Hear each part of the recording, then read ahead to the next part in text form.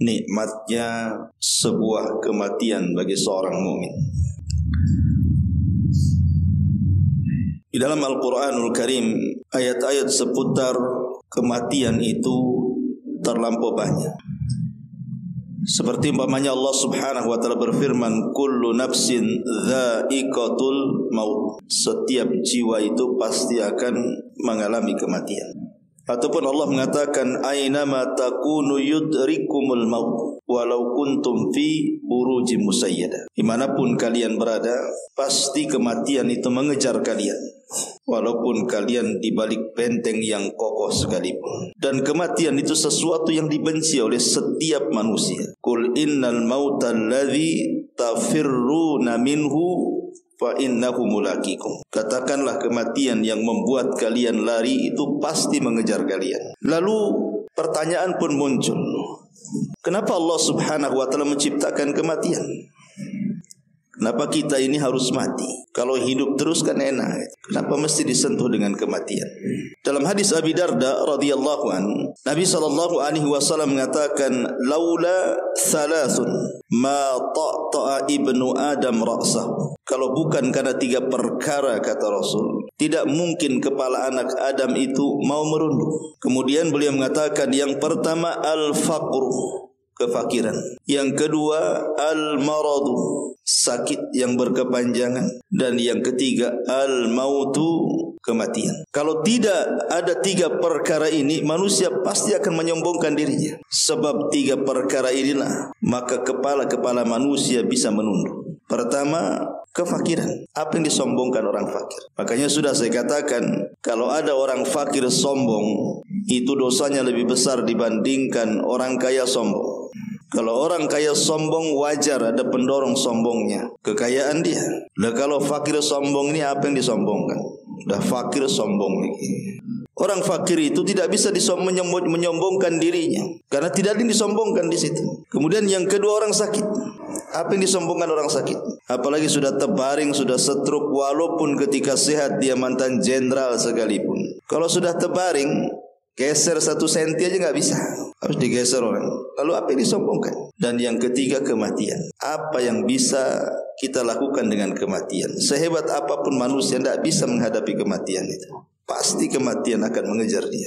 Itulah sebabnya kenapa Allah Subhanahu wa taala ciptakan kematian, supaya manusia itu tahu siapa dia. Bahwa di sana ada Allah Subhanahu wa taala yang menciptakannya. Ma'asyiral muslimin yang dimuliakan Allah Subhanahu wa taala. Makanya di antara hikmah adanya kematian itu, yang pertama di antara hikmah kematian adalah kamalu qudratillahi azza wajalla, sempurnanya kekuasaan Allah azza wajalla, di mana Allah Subhanahu wa taala menciptakan kita ini atwar, dari satu proses ke proses berikutnya. Dari segumpal sperma menjadi segumpal darah, kemudian menjadi segumpal daging, jadilah manusia. Kemudian ditiupkan ruh, dicatat rizkinya, ajalnya, amalnya, bahagia, celakanya. Kemudian lahirlah tu si manusia itu ke bumi. Kemudian dari bayi menginjak remaja, remaja jadi dewasa, dewasa kemudian menikah, punya anak, punya cucu, tua.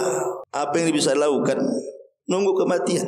Itulah proses manusia. Manusia itu ada prosesnya. Falaula in kuntum ghaira madinin tarji'unaha in kuntum shadiqin.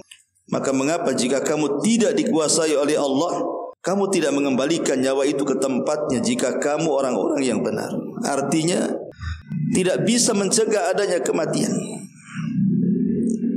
Karena kematian ini salah satu proses yang menunjukkan tentang kesempurnaan qudratullahi azza wa jalla, kemahakuasaan Allah azza wa jalla. Allah berkuasa atas kita hamba. Kemudian yang kedua, Allah Subhanahu wa taala menciptakan adanya kematian, begitu juga adanya kehidupan itu. Di antara hikmahnya adalah Allah ingin menguji kita. Siapa di antara kita ini yang baik amalannya? Makanya Allah Subhanahu wa taala mengatakan, alladzi khalaqal mauta wal hayata liyabluwakum ayyukum ahsanu amala. Dialah yang menciptakan adanya kematian, adanya kehidupan. Untuk apa? Untuk menguji kalian. Siapa di antara kalian yang baik amalannya? Bukan yang banyak amalannya, tapi yang baik amalannya. Karena yang banyak itu belum tentu baik. Makanya Fudail ibn Iyad mentafsirkan yang baik amalannya itu artinya yang ikhlas dan yang mencontoh Nabi. Itulah yang baik amalannya. Kemudian yang ketiga, dengan adanya kematian, bil mauti tasilun nafsu ilal yakin, maka jiwa akan sampai kepada keyakinannya. Maknanya sekarang manusia siapa tahu siapa sebenarnya dirinya. Ketika ajal sudah menjemput dia, sekarang tahu siapa kamu. Bahwa kamu itu hanya manusia, makhluk lemah yang diciptakan Allah, bisa hidup dan bisa mati. Lalu apa yang bisa kita sombongkan dari manusia itu sendiri? Kemudian juga yang keempat, bahwa Allah Subhanahu wa taala tidak menciptakan manusia itu berkekalan di dunia. Kenapa demikian?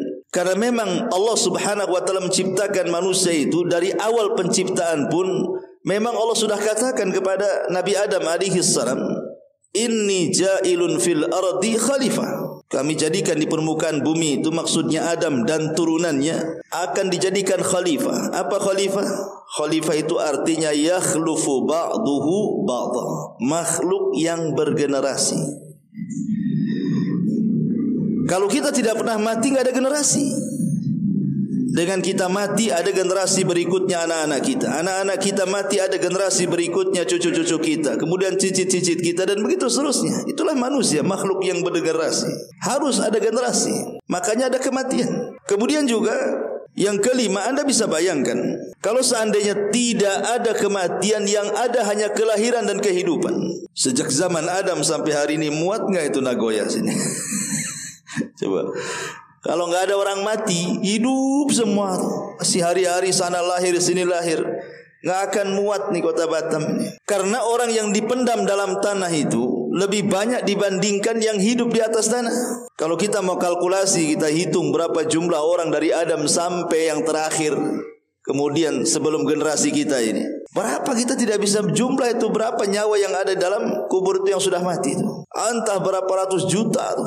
Kita tidak tahu jumlah mereka. Makanya untuk menjaga kestabilan hidup manusia di bumi ini, makanya ada kematian dan ada juga kehidupan. Ma'asyiral muslimin yang dimuliakan Allah Subhanahu wa taala, yang ingin saya jelaskan pada malam hari ini, setelah kita tahu kenapa Allah menciptakan kematian dan apa hikmahnya. Tadi saya sudah katakan di mukaddimah, kematian ini bagi setiap manusia takut rasanya untuk menghadapinya. Siapapun, saya, Anda, siapapun, pasti kalau mendengar kematian itu kita takut untuk menghadapi kematian. Makanya saking takutnya banyak orang yang merogoh uang banyak itu untuk mengobati penyakitnya karena takut mati itu. Nggak bisa rumah sakit ini, rumah sakit sana. Nggak bisa rumah sakit sana, rumah sakit sana lagi. Sampai dia jual tanah, jual rumah, jual macam-macam karena takut mati. Tetapi yang ditakutkan itu pasti terjadi. Kiamat itu kan ada dua ya. Ada kiamat besar yang disebut dengan kehancuran alam semesta. Ada kiamat kecil. Lah kiamat kecil itu kematian. Nabi SAW mengatakan, "Idza qamat kiamat, idza mata ahadukum qamat kiamatuh." Kalau salah seorang di antara kalian meninggal dunia, berarti tegaklah kiamat kepada dia. Mana yang pasti? Kiamat besar atau kiamat kecil? Kita katakan kiamat kecil lebih pasti dibandingkan kiamat besar. Bukan berarti kiamat besar tidak akan terjadi, pasti terjadi, akan terjadi, dipastikan tidak mungkin meleset, pasti terjadi. Tapi kapan terjadinya itu kan kita tidak tahu, karena masih berproses dengan adanya tanda-tanda kiamat kecil, kemudian tanda-tanda kiamat besar, baru kemudian dikiamatkanlah dunia ini. Kita tidak tahu kapan dikiamatkan ini, walaupun banyak prediksi meleset kan itu. Tapi kalau kematian ini sebuah kepastian, ikhwan. Karena Nabi SAW sudah mengatakan, a'maru ummati baina sittina wa sab'in. Usia umatku ini berkisar antara 60 sampai 70 tahun saja. Artinya Rasul sudah ngasih ancang-ancang tuh, bahwa umat Muhammad itu, umat Islam, usianya hanya berkisar 60 sampai 70 tahun saja. Dan sedikit yang melewati 70 tahun itu. Kalaupun ada itu sedikit. Kebanyakan di usia 70 tahun itu sudah OTW bahasa kita. OTW ke Tamiang atau ke kuburan Sungai Panas ini. Ya. Dari sini kita tahu bahwa kalau seandainya antum sekarang usianya 50 tahun, berarti udah ada ancang-ancang kan itu. 50 tahun nih. 10 tahun lagi 60 tahun. Nah, ada kan? Udah nampak tuh. 60 tahun ke 70 tahun. Nah, siap-siap aja lah. Lain dengan kiamat besar kan? Tanda-tanda kiamat besar aja belum muncul, adanya Dajjal, adanya Ya'juj Ma'juj dan begitu seterusnya. Tapi kalau kematian itu walaupun kita tidak bisa memprediksi secara pas, tapi ancang-ancangnya sudah ada tuh. Ma'asyiral muslimin yang dimuliakan Allah Subhanahu wa taala. Yang ingin saya jelaskan adalah bagi seorang mukmin kematian itu sebuah nikmat. Bagi seorang mukmin kematian itu sebuah nikmat. Jadi jangan antum pikir bahwa kematian itu menakutkan. Kematian itu perkara biasa. Hari-hari kita ditampakkan dengan adanya kematian. Makanya bagi seorang mukmin itu kematian sebuah nikmat. Lah kok bisa kematian itu sebuah nikmat? Bahkan sebagian para ulama mengatakan kematian itu adalah nikmat terbesar setelah hidayatul Islam. Setelah antum mendapatkan hidayah Islam, kematian itu adalah nikmat kedua terbesar. Ma'asyiral muslimin yang dimuliakan Allah Azza wa Jalla. Karena kalau seseorang kemudian sudah mendapatkan hidayah Islam, kemudian dia mati di atas Islam, maka itu yang diinginkan semua para nabi.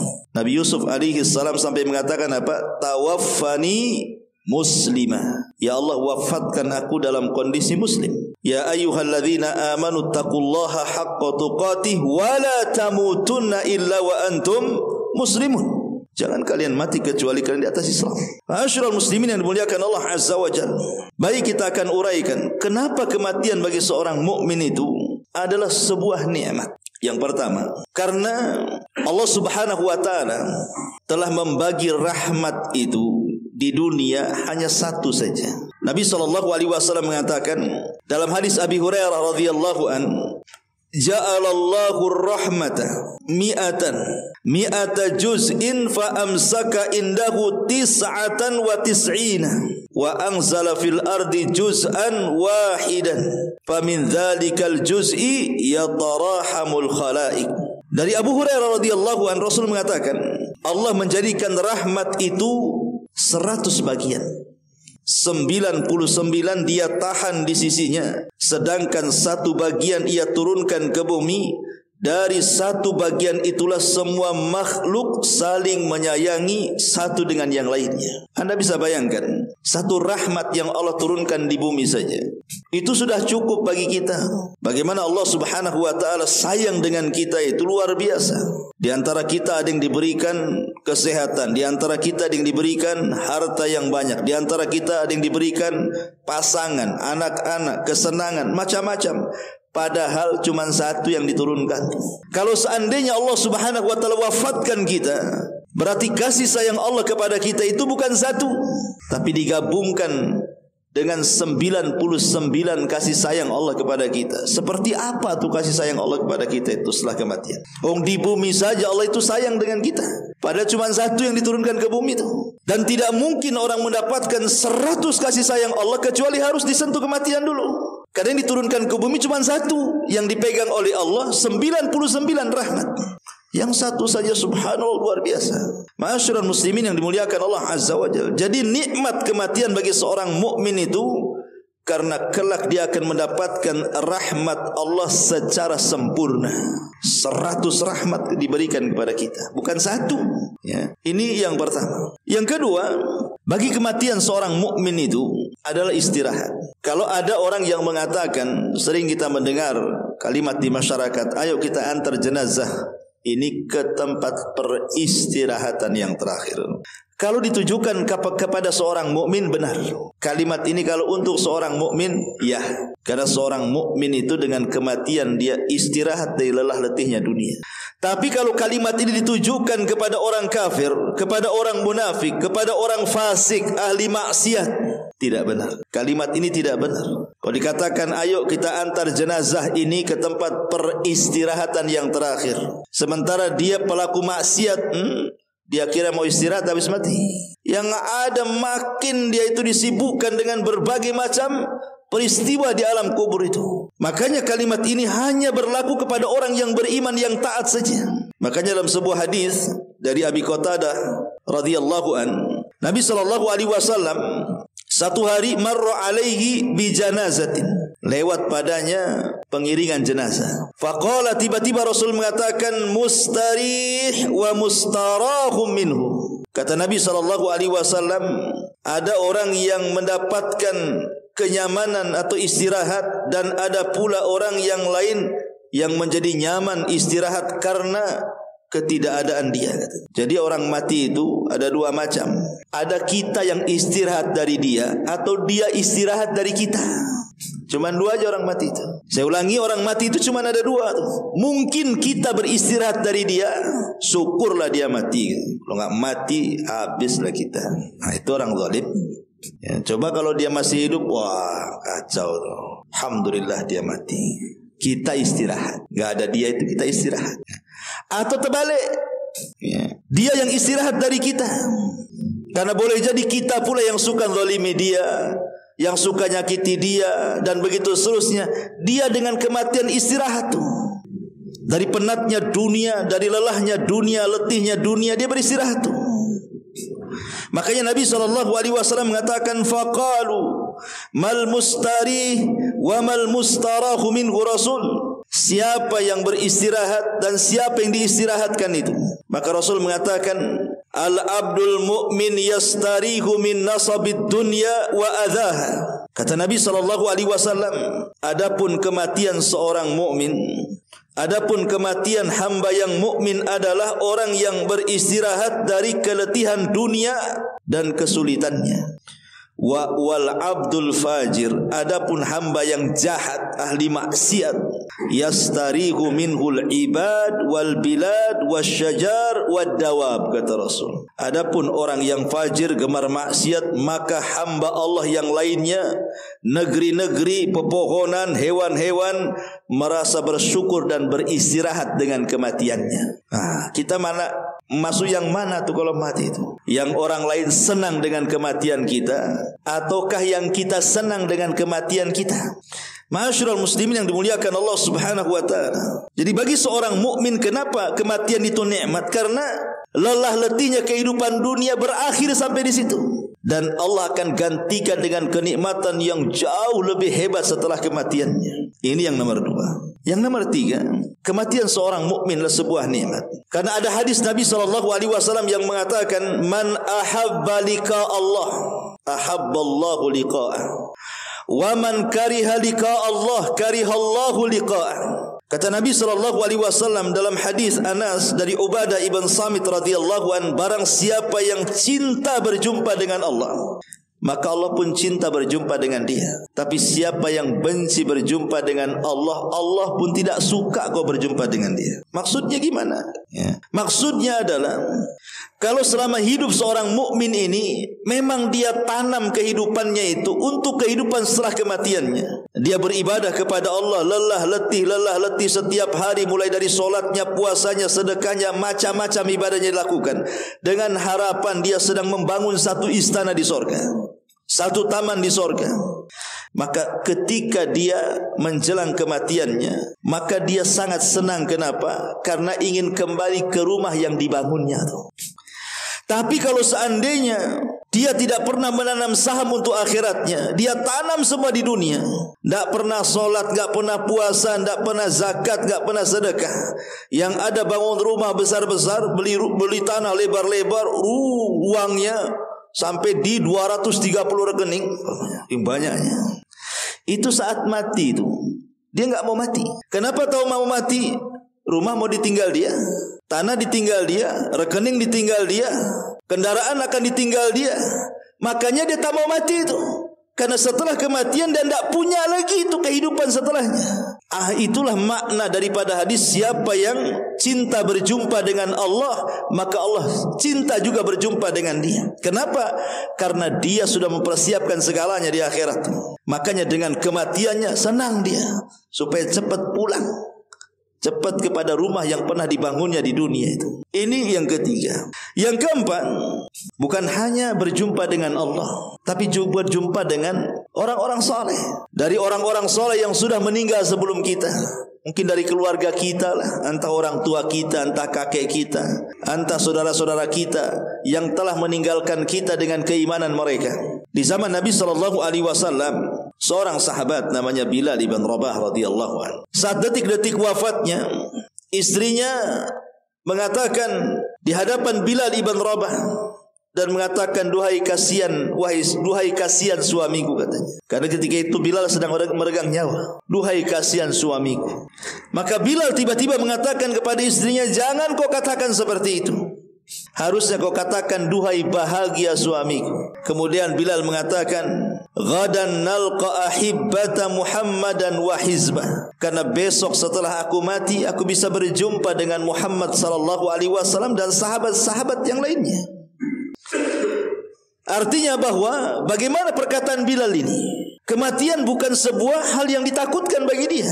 Justru itulah kematian nikmat bagi dia. Makanya dia mengatakan, ghadan nalqa ahibbah Muhammadan wa hizbah. Besok saya akan berjumpa dengan Muhammad karena Rasul meninggal duluan, dan juga sahabat-sahabat yang lain yang sudah meninggalkan diriku katanya. Maka kematian itu bagi seorang mukminlah sebuah kesenangan nikmat.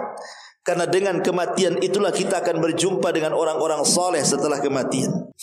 Kemudian juga dengan adanya kematian bagi seorang mukmin, minimalnya ikhwan, menyedikitkan maksiat kita. Karena ada orang-orang yang memang dicepatkan kematiannya oleh Allah. Kalau dilambatkan banyak dia dosanya.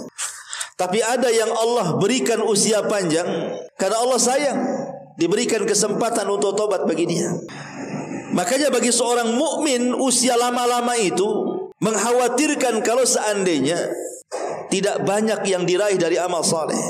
Dari sini Nabi SAW mengatakan, khairun nasi man tala umruhu wa hasuna amaluhu. Sebaik-baik manusia itu yang panjang umurnya, baik pula amalannya. Tetapi wa syarrun nas, seburuk-buruk manusia itu man tala umruhu wa sa'a amaluhu. Dah panjang umurnya, buruk pula amalnya. Bagi seorang mukmin kalau cepat mati itu senang mereka, karena pertanggungjawaban di hadapan Allah tidak banyak.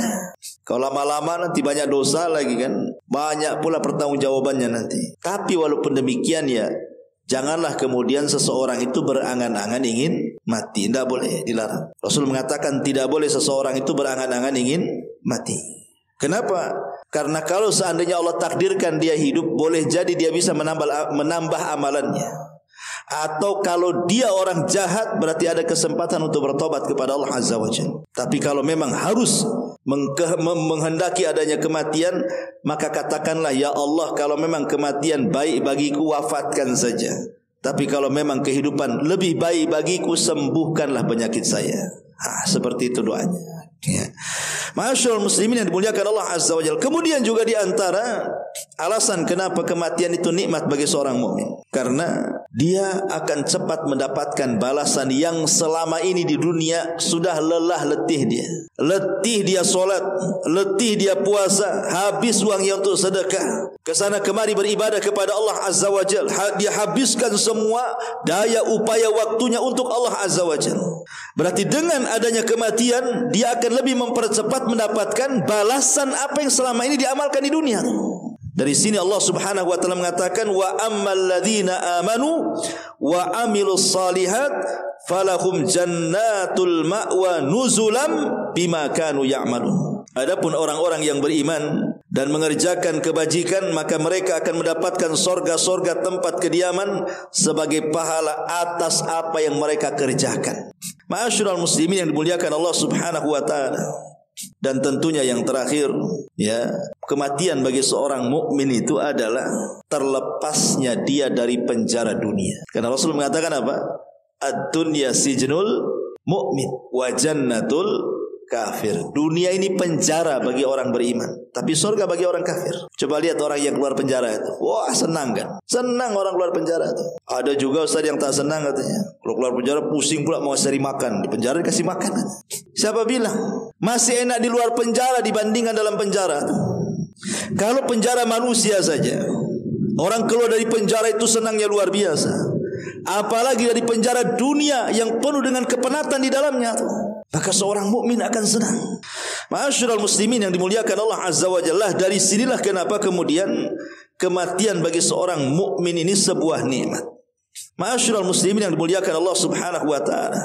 Kemudian lebih daripada itu, saat kematian seorang mukmin, ada banyak kabar gembira yang Allah akan habarkan kepada kita. Kurang lebih sekitar 12-13 kabar gembira bagi kematian seorang mukmin itu. Apa saja? Yang pertama, Allah Subhanahu wa taala berfirman di dalam surah An-Nahl. Allah mengatakan dalam surah An-Nahl itu, "Kadzalika yajzillahul muttaqin alladzina tawaffahumul malaikatu thayyibina yaquluna salamun alaikum udkhulul jannata bima kuntum ta'malun." Demikianlah Allah berikan balasan kepada orang-orang yang bertakwa, yaitu orang-orang yang ketika diwafatkan oleh para malaikat maut dalam keadaan baik, mereka para malaikat mengatakan kepada mereka, keselamatan bagi kalian, masuklah kalian ke dalam sorga karena apa yang telah kalian kerjakan. Dan Allah juga katakan dalam surah Fussilat ayat 30-nya, innal ladzina qalu rabbuna Allah tsumma istaqamu tatanazzalu alaihimul malaikatu alla takhafu wa la tahzanu wa abshiru bil jannati allati kuntum tu'adun. Orang-orang yang mengatakan Rabb kami Allah, kemudian mereka istiqomah, saat kematiannya turun malaikat menghabar gembirakan di telinganya, jangan takut, jangan sedih, karena sorga sudah Allah janjikan kepada. Ini kabar gembira yang pertama. Apa itu? Bisikan-bisikan kebaikan saat kematian. Dan itu hanya kepada orang yang beriman, ya. Jadi saat kita ini diwafatkan oleh Allah Subhanahu wa taala, maka Allah akan utus beberapa malaikat kepada kita. Yang pertama tentu malakul maut dulu, yang mencabut nyawa kita. Baru kemudian di samping kiri kanan malaikat maut itu ada namanya malaikat rahmat. Kalau yang meninggal itu orang yang beriman. Malaikat rahmat inilah yang kemudian membawa kain kapan dari sorga, wewangian dari sorga. Ketika malakul maut hanya mencabut ruh saja, langsung diambil malaikat rahmat, kemudian dibungkus dengan kain kafan dari sorga dan wewangian dari sorga. Dan saat detik wafatnya, sebelum ruh itu dicabut, maka malaikat rahmat akan membisikkan di telinga kita ini, jangan takut, jangan sedih, karena Allah sudah janjikan sorga. Maka ruh seorang mukmin akan keluar dengan sangat pelan dari ujung-ujung kaki, ujung-ujung jari jemari kaki, kemudian naik ke atas, ya, kemudian keluar dari mulutnya. Kenapa mesti dari kaki dulu? Kenapa tidak dari dari kepala dulu? Kenapa ruhnya itu berjalan dari kaki dulu coba? Apa hikmahnya? Supaya dia tidak lari. Jadi orang mati itu ruhnya dicabut dari kaki dulu. Ketika sudah sampai di badan, dia nggak mungkin lari. Karena saat itu tidak ada waktu untuk tobat. Sebab kalau seandainya dari arah mana dulu, dia bisa lari ke masjid kan? Dengan kakinya bisa lari ke masjid tuh. Kemudian dia bertobat kepada Allah Azza wa Jalla. Tapi ketika ruh berjalan dari kaki ke atas, akhirnya dibuat orang itu tidak bisa apa-apa, tidak bisa bergerak lagi sudah. Karena orang berjalan itu dengan kaki. Karena ketika kematian itulah waktu di mana tobat tidak mungkin diterima. Disitulah Rasul mengatakan, innallaha yaqbalu taubata abdin ma lam yughargir. Allah itu masih menerima tobatnya hamba sebelum nyawa di kerongkongan. Tapi kalau sudah seperti itu, mana bisa dia bertobat? Tapi kematian seorang mukmin, maka kabar gembira yang akan diberikan oleh Allah apa itu? Malaikat membisikkan di telinga kita, enggak perlu takut kamu, enggak perlu khawatir. Maknanya apa? Jangan takut akan perkara yang akan datang setelah kematian, dan jangan sedih akan perkara yang kau tinggalkan. Jangan sedih kau meninggalkan rumah, kau meninggalkan istri, kau meninggalkan anak. Tenang, Allah akan jaga mereka dengan dikirim para malaikat. Karena terkadang orang disedihkan itu gara-gara apa? Dari orang-orang yang kita cintai, yang kita tinggalkan.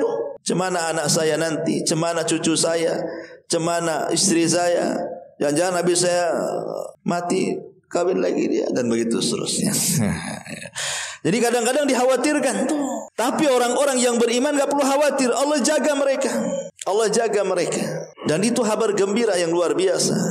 Makanya ruh seorang mukmin itu kalau dihabar gembirakan, dia akan keluar pelan-pelan sampai keluar dari mulutnya. Kata Rasul, seperti tetesan air teko yang terakhir keluar. Itulah ruhnya seorang mukmin saat dicabut. Kenapa? Karena ada yang membisikkan suruh keluar, makanya keluar pelan dia. Beda dengan orang kafir, beda dengan orang fasik, bisikannya beda.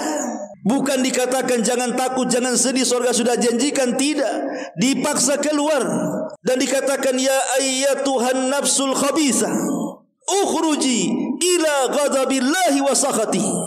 Hei jiwa yang buruk, jiwa yang jahat, keluar kepada kemurkaan dan kemarahan Allah Azza wa Jalla. Akhirnya ruh itu takut keluar, karena tidak mau keluar dan takut keluar, dipaksa keluar oleh malakul maut seperti cerulit yang dimasukkan ke bulu wol, kambing wol, disiram kemudian nempel di cerulit itu, kemudian dicabut dengan paksa. Apa enggak amburadul tuh bulu-bulu kambing wol itu? Seperti itulah kematian orang fasik, orang fajir. Dia akan merasakan sakit yang tidak ada yang tahu kecuali Allah Subhanahu wa taala. Kenapa? Karena teriakannya nakut-nakuti. Logikanya begini, ikhwan, antum dalam rumah. Tiba-tiba kemudian ada orang yang berteriak di luar. Yang sebelah kiri, sebelah kanan berteriak, "Keluar, mau enggak uang 5 miliar?" Yang sebelah kiri teriak, "Keluar, kubunuh kau," katanya. Kira-kira antum keluar dari mana tuh? Pasti ya keluar dari yang ngasih uang 1 miliar atau 5 miliar tadi kan. Jadi kalau teriakannya nakut-nakuti, kita pun tak mau keluar lah. Tapi kalau teriakannya ngasih kabar gembira, "Keluarlah, ini ada hadiah untukmu," pasti keluar kita. "Keluarlah, ini debt collector sudah nunggu nih." Mana bisa dia keluar? Takut yang ada kan. Itu di dunia tuh. Kalau ditakut-takuti aja nggak mau keluar kita. Sama ruh juga sama begitu. Ruh itu kalau yang ngasih kabar gembira di telinga itu, "Keluarlah wahai jiwa yang tenang kepada keridhaan Allah, jangan takut, jangan sedih, surga sudah dijanjikan." Cepat keluar dia. Tapi orang kafir, orang fasik tidak, susah keluarnya. Bahkan saking susahnya ada yang dibuat koma berhari-hari, berminggu-minggu, berbulan-bulan. Allah sengaja siksa seperti itu. Naudzubillah. Enggak mati-mati orang itu dibuat koma. Ya. Ma'asyiral muslimin yang dimuliakan Allah Azza wa Jalla. Ini yang pertama, kabar gembira bagi seorang mukmin. Kemudian yang kedua, apabila ruh sudah dicabut, kemudian ruh ini akan melesat ke langit, ikhwan. Ruh ini akan melesat ke langit. Kenapa demikian? Karena manusia itu terbagi dari 4 unsur. Kita ini loh, badan kita ini terbagi menjadi 4 unsur. Ada ruh, ada akal, ada hawa nafsu, dan ada jasad. Itulah rangkaian badan kita. Adapun jasad itu asalnya dari bumi. Karena Adam itu asal penciptaan manusia dari mana? Dari tanah. Berarti jasad itu asalnya dari tanah, kembali ke tanah. Tapi ruh itu asalnya dari Allah. Makanya dia melesat ke Allah sana. Ruh gandengannya dengan akal, jasad itu gandengannya dengan hawa nafsu. Makanya jasad ini dia cenderung dengan hawa nafsu, akhirnya mengikuti syahwat dia.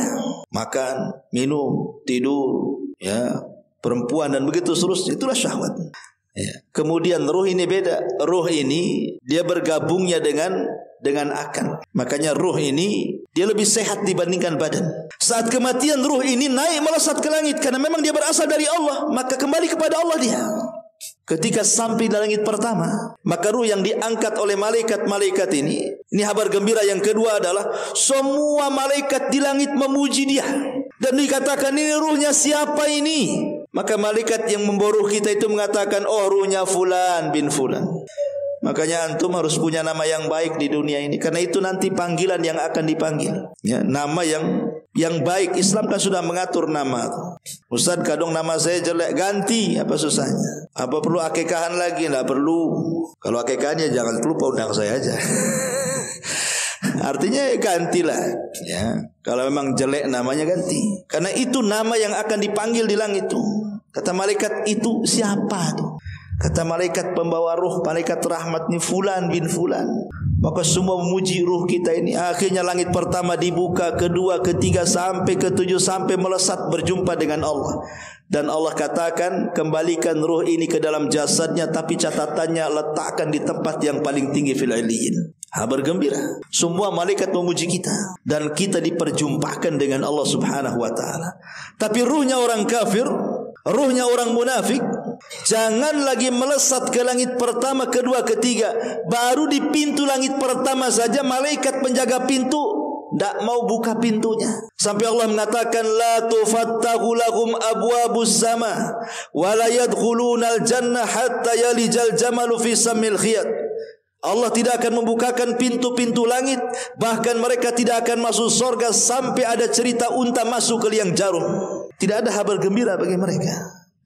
Tapi orang yang beriman ada kabar gembira. Dipuja-puji malaikat di langit sana, disebut-sebut namanya. dan dihantarkan dengan baik-baik dari langit, dikembalikan kepada ruhnya. Ini kabar gembira yang kedua. Kabar gembira yang ketiga, ketika ruhnya sampai di jasadnya. Karena ahli sunnah meyakini bahwa ada fitnah kubur itu, maksudnya fitnah kubur itu pertanyaan dua malaikat Munkar dan Nakir. Itu disebut fitnah kubur. Itu terjadi bil jasadi war ruh, dengan jasad dan juga dengan ruh. Seperti kita sekarang ini jasad dengan ruh. Coba Anda bisa bayangkan, ketika ruh menyatu lagi kemudian kita hidup, rupanya kita hidup di satu ruangan yang 1 meter atau 1,5 meter. Coba, gimana perasaan kita hidup sendiri di situ? Jangan lagi di dalam kuburannya. Kalau anak umpamanya ngurung antum di sebuah ruangan, di situ tidak ada lampu, ya, tidak ada AC, tidak ada kipas, pengap, ada makan, nggak ada minum. Coba bayangkan, kira-kira antum kerasan nggak di sini? Nggak akan kerasan, stres yang ada di situ. Itu baru di dunia loh, ruangannya besar lagi. Gimana ini jelasnya dalam kuburan coba? Nah, ini kan ngeri sebenarnya kalau kita memerenungkan sedikit alam kubur itu. Makanya ketika ruh masuk ke dalam jasad, tiba-tiba dia terbangun di ruangan yang sangat sempit sekali. Tiba-tiba kemudian Munkar dan Nakir secara tiba-tiba membentak kita. Man rabbuk wa ma nabiyuk wa ma dinuk, katanya. Siapa Rabbmu, siapa nabimu, apa agamamu? Coba. Ikhwatu fillah muliakan Allah Azza wa Jalla. Jawaban-jawaban dari pertanyaan Munkar dan Nakir ini bukan hafalan. Kalau di dunia kita bisa lah menghafal tuh. Oh Allah Tuhanku, Muhammad nabiku, Islam agamaku. Ya, di dunia kita bisa menghafal. Tapi apakah kemudian di dalam kubur kita bisa menjawab? Tidak, karena yang menjawab bukan hafalan tapi amalan. Yang menjawab itu bukan hafalan tapi amalan. Amalan kita yang menjawab.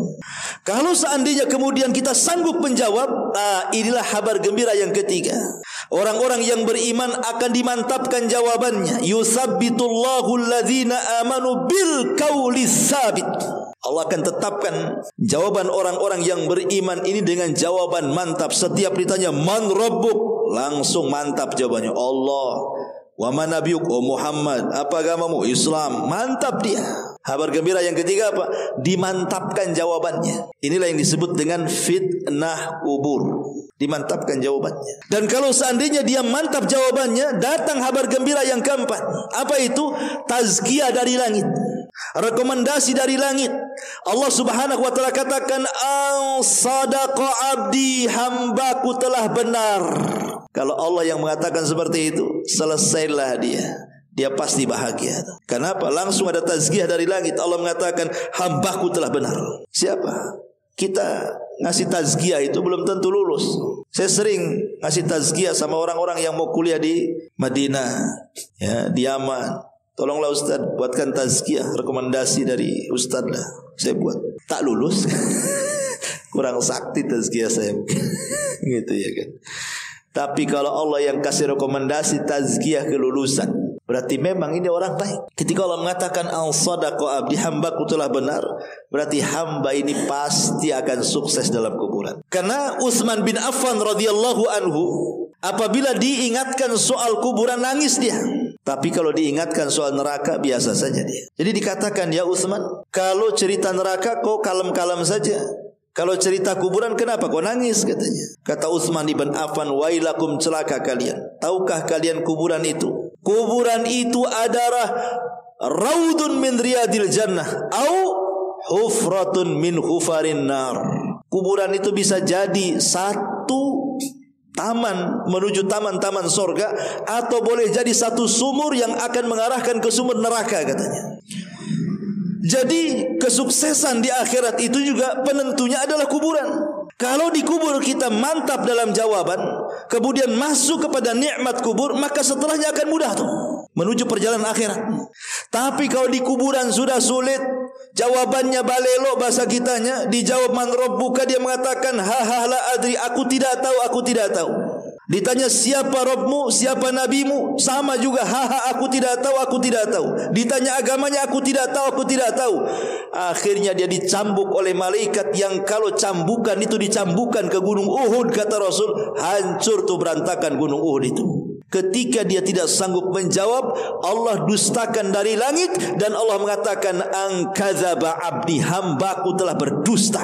Ketika Allah sudah memponis seperti itu, tidak selamat dia. Kalau Allah sampai mengatakan angkadzaba abdi, hambaku sudah berdusta, tidak akan selamat dia. Kalau sudah sulit di kuburan, maka setelahnya lebih sulit lagi dia. Karena kuburan ini azabul adna, azab yang rendah. Ada azab yang tinggi lagi kelak di akhirat. Ma'asyiral muslimin yang dimuliakan Allah Azza wa Jalla. Jadi kabar gembira berikutnya setelah dimantapkan jawabannya, ada rekomendasi dari Allah, al-sadaqa abdi, hambaku telah benar.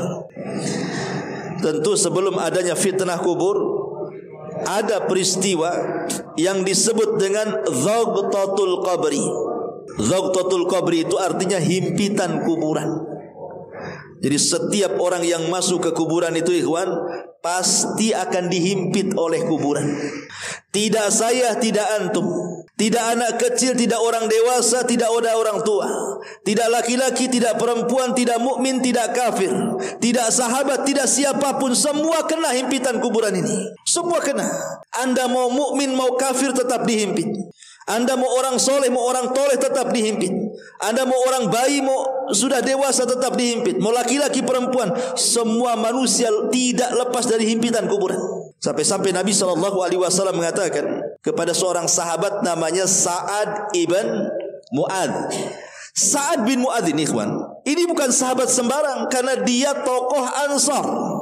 Dengan keislamannya dia mengislamkan satu kabilah Aus.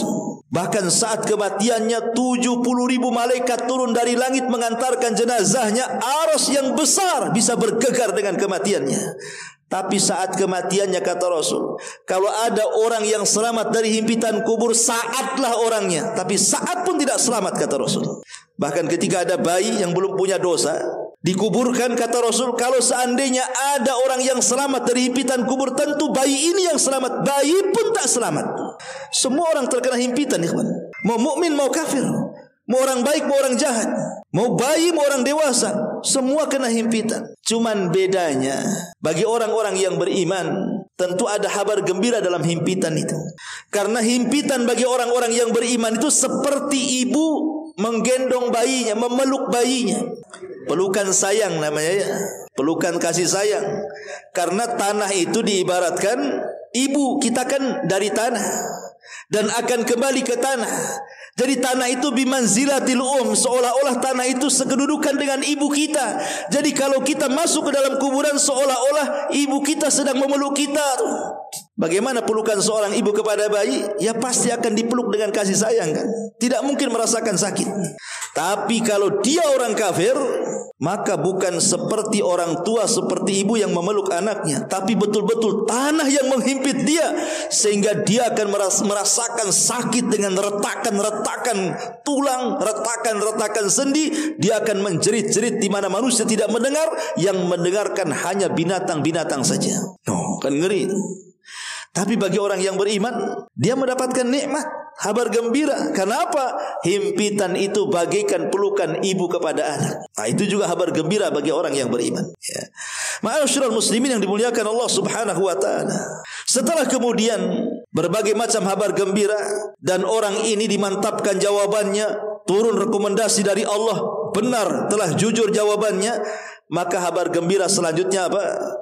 Yufrashu lahu min firasil jannah.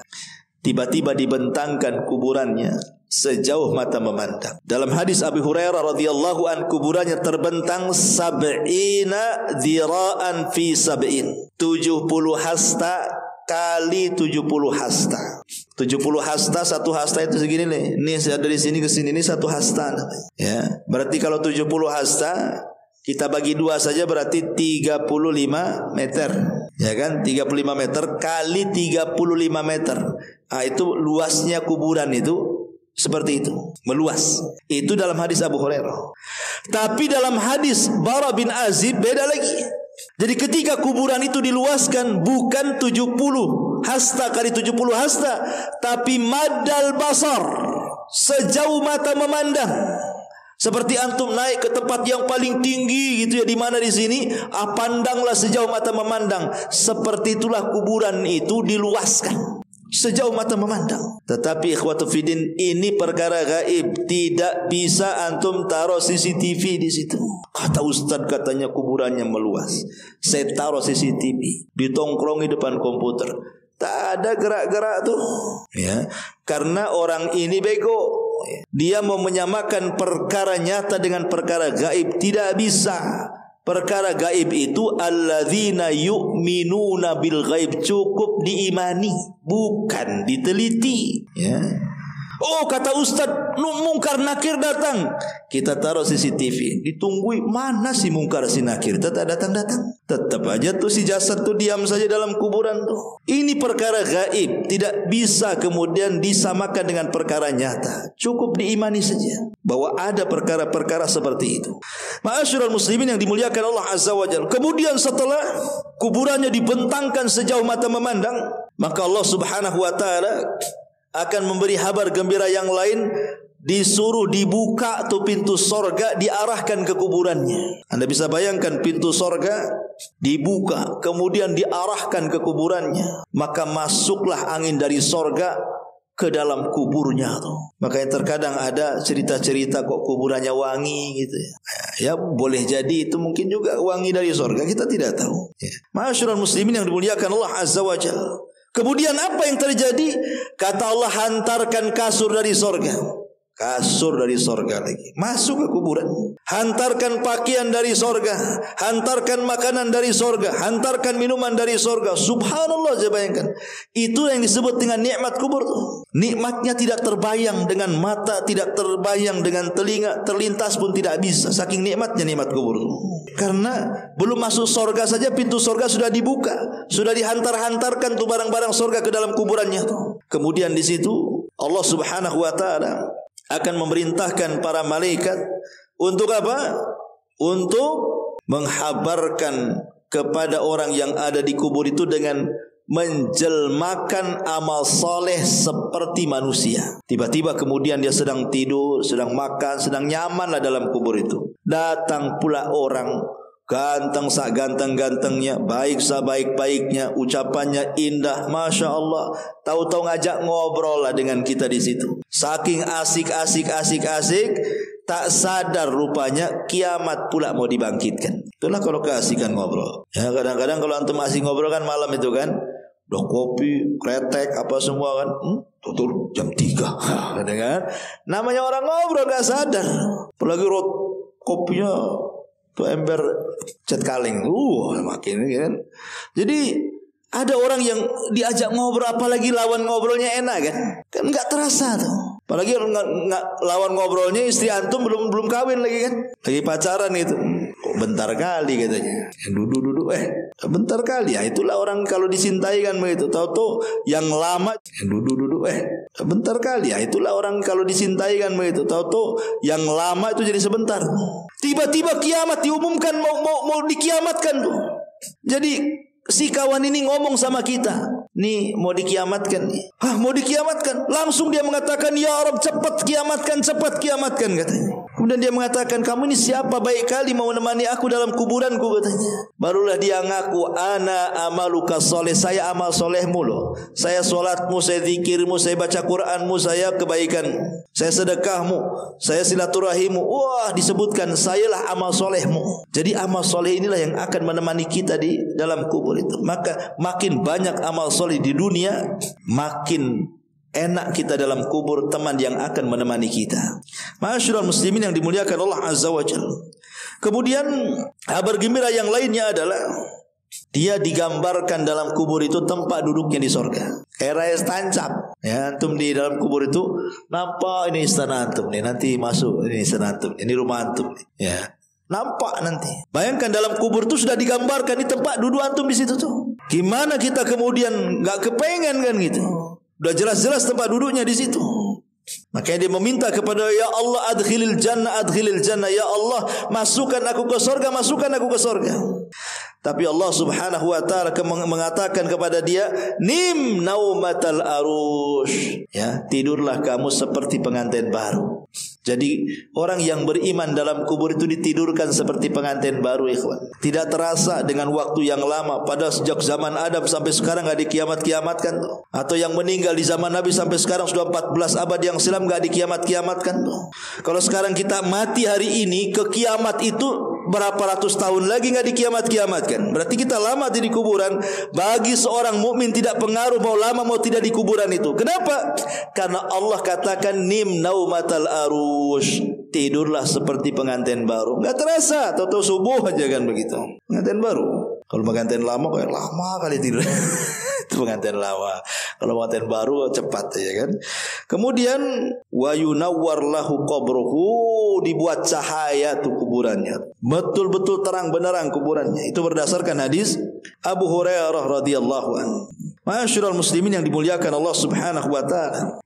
Kemudian kabar gembira seterusnya ketika betul-betul kemudian sangkakala ditiup Israfil, maka ruh seorang mukmin akan diletakkan di tempat yang paling tinggi di sorga, namanya Iliyin. Karena di antara 7 makhluk yang tidak akan hancur saat kiamat, salah satunya apa? Ruh. Tidak akan hancur. Jasad hancur, kecuali tulang ekor. Itu tidak akan hancur, karena dari situ manusia dibangkitkan. Tapi ruh disimpan di Iliyin. Kalau ruhnya seorang beriman ya. Kalau ruhnya orang kafir diletakkan di sijin. Sijin itu tempat yang paling rendah, di lapisan bumi yang paling bawah. Itulah tempat sijin. Intinya ma'asyiral muslimin yang dimuliakan Allah Subhanahu wa taala, seorang mukmin itu saat kematiannya saja sudah ditampakkan catatannya. Makanya Allah mengatakan dalam surah Qaf ayat 22, laqad kunta fi ghaflatin min hadza fakashafna anka ghita'aka fabasaruka al-yawma hadid. Ya. Sesungguhnya kamu berada dalam keadaan lalai dari hari ini, maka kami singkapkan daripadamu tutup yang menutupi matamu, maka penglihatanmu pada hari itu sangat tajam. Maksudnya kalau kata ulama tafsir, kalau seorang mukmin itu saat meninggal itu, maka akan ditampakkan sekilas sebelum ruh itu dicabut amal catatannya. Dia sempat melihat, bahkan malaikat dia bisa melihat. Karena saat detik-detik wafat itu Allah Subhanahu wa taala singkapkan kegaiban dari dia. Yang tadinya ketika dia belum menjelang ajal ada tabir kegaiban, kita tidak bisa melihat malaikat.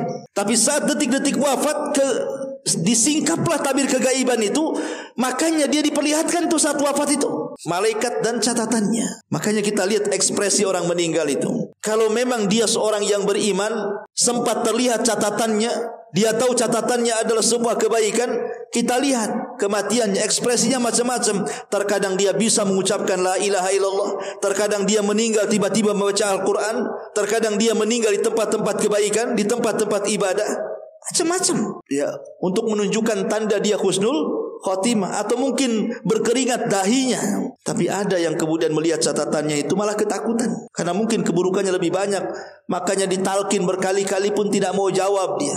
Bahkan yang ada banyak orang yang ditalkin, rupanya yang keluar bukan la ilaha illallah, tapi kalimat yang lain pula dia keluar. Ada orang ditalkin itu ikhwan, ketika dikatakan kul la ilaha illallah, fulan katakan la ilaha illallah, dia pula mengatakan kafartu bila ilaha illallah, aku kufur dengan kalimat itu, kemudian mati. Naudzubillah, coba bayangkan ya. Bahkan yang sudah saya jelaskan pada antum dalam kitab Al-Imam Ibnu Jauzi, dalam kitab Talbis Iblis, bagaimana di zaman dia ada orang yang suka meribakan uang. Jadi kalau pinjam 1 juta dibalikan 1.100.000, pinjam 2 juta dibalikan 2.200.000, dan begitu seterusnya. Saat kematian ditalkin, ya fulan katakan la ilaha illallah, dia mengatakan oh tidak bisa, kalau kau pinjam 1 juta kau kembalikan 1,5 juta. Itu pula yang ngomong dari keluar, karena jadi rentenir saat dia hidup tuh. Itu yang keluar sampai dia mati. Sama dengan kisahnya kata Imam Ibnu Jauzi, itu orang yang hidupnya dengan satranji. Satranji itu kalau bahasa kitanya catur. Kalau dulu namanya satranji. Makanya Islam melarang sebenarnya main catur itu, main satranji itu, karena Rasul mengatakan nahan Nabi sallallahu alaihi wasallam anis satranji.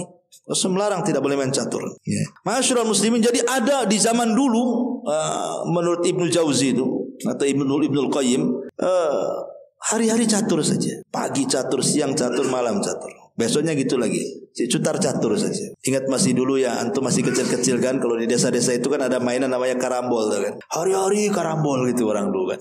Pagi karambol, nanti siang karambol gitu aja kan. Kan ada orang seperti itu, sehingga gara-gara catur lupa lah sholat duhur, asar, maghrib, isya, subuh, gara-gara catur. Jadi saat detik wafatnya ditalkinlah dia dengan kalimat la ilaha illallah. Hei fulan, kalimat la ilaha illallah ucapkan. Yang keluar bukan la ilaha, sekak mati dia dengan kalimat sekak tuh. Coba bayangkan. Kan ada orang seperti itu, ya. Lah di sini tapi orang yang beriman tidak seperti itu. Orang yang beriman akan disingkapkan dan akan diperlihatkan catatan amal solehnya, maka ekspresi kematiannya akan menunjukkan bahwa dia mati di atas husnul khatimah. Itulah kabar gembira yang Allah Subhanahu wa taala dan Rasulnya jelaskan kepada kita bahwa kematian seorang mukmin itu sebuah nikmat besar setelah hidayatul Islam. Subhanakallah bihamdika asyhadu an la ilaha illa anta astaghfiruka wa atubu ilaik. Allahu taala alam. Assalamualaikum warahmatullahi wabarakatuh.